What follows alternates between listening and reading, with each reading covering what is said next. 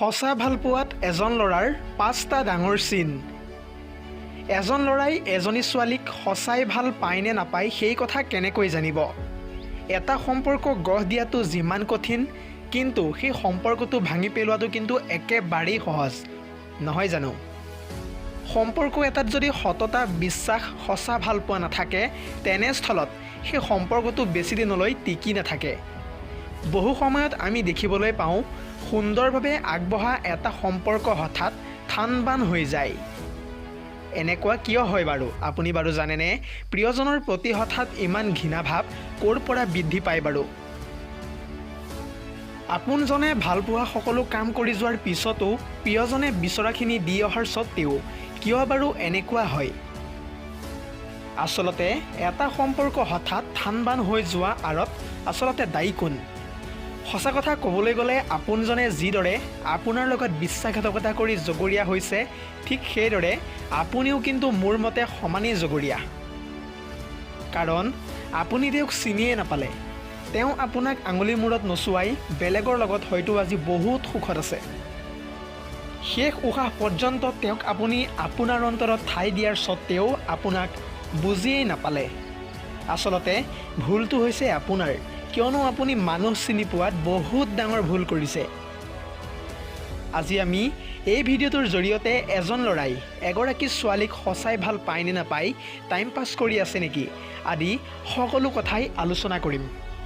এজনী ছোৱালীয়ে এজন ল'ৰাক নাইবা এজন ল'ৰাই এগৰাকী ছোৱালীক সঁচাই ভাল পায় নে নাই, সেই উদ্দেশ্যেই আজি আমি এই ভিডিঅ'টো সম্পূৰ্ণৰূপে প্ৰস্তুত কৰি উলিয়াইছোঁ। আপোনালোকে আমাক বেয়া নাপাব, কাৰণ আমি এই ভিডিঅ'টোত সকলো ধৰণৰ ল'ৰা ছোৱালীকে সামৰি লোৱা নাই, নিৰ্দিষ্ট সংখ্যক লোককহে সামৰি লোৱা হৈছে।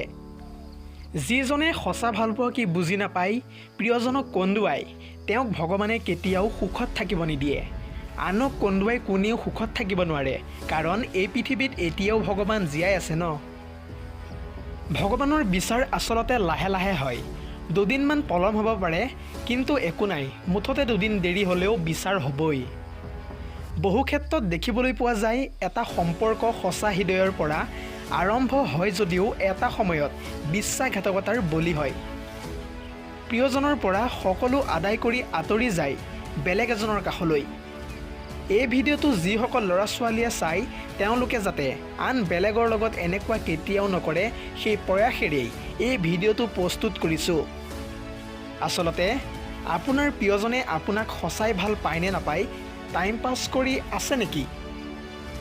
আপোনাৰ BF-ৰ ফোপোলা স্বৰূপটো বাৰু আচলতে কেনেকুৱা? অলপমান ধৈৰ্য ধৰক, আৰম্ভ কৰিবলৈ লৈছোঁ এটা গুৰুত্বপূৰ্ণ টপিকৰ ওপৰত এই ভিডিঅ'টো। আমি আজি এনেকুৱা 4টা পইণ্ট এই ভিডিঅ'টোত সংযুক্ত কৰিছোঁ, যিকেইটা জনাৰ পিছত আপুনি অতি সহজেই বুজি পাব আপোনজনৰ মতলব কেনেকুৱা। তাৰে ভিতৰত 1 নম্বৰটো হৈছে, যদিহে আপুনি বেলেগ কোনোবা ল'ৰাৰ লগত সম্পৰ্ক গঢ়ে বা বন্ধুত্ব স্থাপন কৰে, তেন্তে তেওঁ মনত বহুত বেছি দুখ পাব। মই যদি মিছাই কৈছোঁ, তেন্তে আপোনজনৰ কোনোবা বন্ধু বা আত্মীয়ৰ সৈতে এবাৰ হ'লেও কথা পাতি চাবচোন। আপোনাক তেওঁ কেনেকৈ তেওঁলোকৰ পৰা আঁতৰাই আনিবলৈ চেষ্টা কৰিব, নিশ্চয় গম পাই যাব আপুনি। ইয়াৰ উপৰিও আপুনি যদিহে কোনোবা ল'ৰাক যিকোনো এটা কথাত যদিহে প্ৰশংসা কৰে, তেন্তে তেওঁ মন মাৰি উদাস হৈ কিবা কথা ভাবিবলৈ চেষ্টা কৰিব, মন মাৰি থাকিব। যদিহে এনেকুৱা ৰিয়েক্ট কৰিছে আপোনজনে, তেন্তে আপুনি বুজি লওক তেওঁ আপোনাক কিমান ভাল পায়। যদিহে আপুনি কোনো এজন ল'ৰাৰ লগত বন্ধুত্ব গঢ়িলে বা কথা পাতিলে কোনো ধৰণৰ ফৰক নপৰে, নাইবা তেনেস্থলত আপোনাক যদি অতি সহজেই গ্ৰহণ কৰি ল'ব পাৰে, তেতিয়া আপুনি এটা কথাই বুজি পাব যে আপুনি তেওঁক পাহৰিব নোৱাৰিলেও আপোনাক তেওঁ অতি সহজেই পাহৰি যাব পাৰিব। এক কথা ক'বলৈ গ'লে হুৱাৰিও। 2 নম্বৰটো হৈছে, যিজন ল'ৰাই আপোনাক দেখা মাত্ৰকে নিজকে বহুত বেছি সুখী অনুভৱ কৰে, আপোনাৰ হাঁহি থকা মুখখন দেখিলেই তেওঁ মন ভৰি যায়, তেন্তে আপুনি মাত্ৰ এবাৰ ভাবি চাওক তেওঁ আপোনাক কিমান ভাল পায়। আপুনি যদিহে তেওঁৰ লগত ফোনত কথা পাতোঁতে আমনি নাপায় বা ফোনটো কাটিব নিবিচাৰে, তেন্তে এনে কৰিলে আপুনি বুজিব যে আপোনাক তেওঁ সঁচা মনৰ পৰাই ভাল পায়। ভিডিঅ'টোৰ পৰৱৰ্তী অংশলৈ আগবঢ়াৰ আগতে আপোনালৈ এটা সৰু অনুৰোধ, যদিহে আপুনি এই ভিডিঅ'টো চাই ভাল পাইছে তেন্তে আগলৈকো এনেধৰণৰ ভিডিঅ'সমূহ সদায় পাই থাকিবৰ কাৰণে এতিয়াই চেনেলটো ছাবস্ক্ৰাইব কৰি বেল আইকনটো ক্লিক কৰি ৰাখিব। তেন্তে বলক আৰু বেছি সময় পলম নকৰি ভিডিঅ'টোৰ পৰৱৰ্তী অংশলৈ আগবাঢ়োঁ। 3 নম্বৰটো হৈছে যিজন ল'ৰাই আপোনাৰ সকলো কথা জানিবলৈ ব্যাকুল হৈ থাকে, বেলেগৰ পৰা হ'লেও জানিবলৈ চেষ্টা কৰে, আপোনাৰ পৰিয়ালৰ বিষয়ে, ভৱিষ্যতৰ পৰিকল্পনাৰ বিষয়ে জানিব বিচাৰে, আপুনি কি ভাল পায়, কি বেয়া পায় আদি সকলো কথাই জানিব বিচাৰে, এনেকুৱা যদিহে আপোনাৰ লগত হৈছে তেন্তে আপুনি সঁচাই সৌভাগ্যৱান।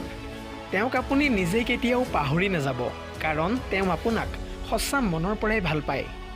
4 নম্বৰটো হৈছে যিজন ল'ৰাই আপুনি দুখত থাকিলে বেয়া পায়, আপুনি দুখ কৰিলে আপোনাক যদিহে ফুচুলাই মেলি হহুৱাবলৈ চেষ্টা কৰে, যিজনৰ লগত থাকিলে নিজকে আপুনি সুৰক্ষিত যেন অনুভৱ কৰে, যিজনে আপোনাক কোনো কথাতে জোৰ নকৰে বা আপোনাৰ স্ব-ইচ্ছাৰ বাহিৰে কোনো কামেই নকৰে, আপোনাৰ পৰা সকলো সৰু ডাঙৰ কামৰ পাৰ্মিশ্যন লৈহে কাম কৰে, তেনে কৰিলে আপুনি এটা কথাই বুজিব যে তেওঁ আপোনাক সঁচা মনৰ পৰাই ভাল পাই আহিছে। আমি আশা কৰিছোঁ আপুনি এই ভিডিঅ'টোৰ পৰা হয়তো বহুখিনি কথাই জানিব পাৰিছে। গতিকে আগলৈকো এনেধৰণৰ ইনফৰ্মেটিভ ভিডিঅ' পাই থাকিবলৈ এতিয়াই চেনেলটো ছাবস্ক্ৰাইব কৰি লওক। লগতে বেল আইকনটো ক্লিক কৰি অল অপশ্যনটো চুই দিবলৈ একেবাৰেই নাপাহৰিব। নতুন এটা ভিডিঅ'ৰ প্ৰতিশ্ৰুতিৰে আজিলৈ সমাপ্ত।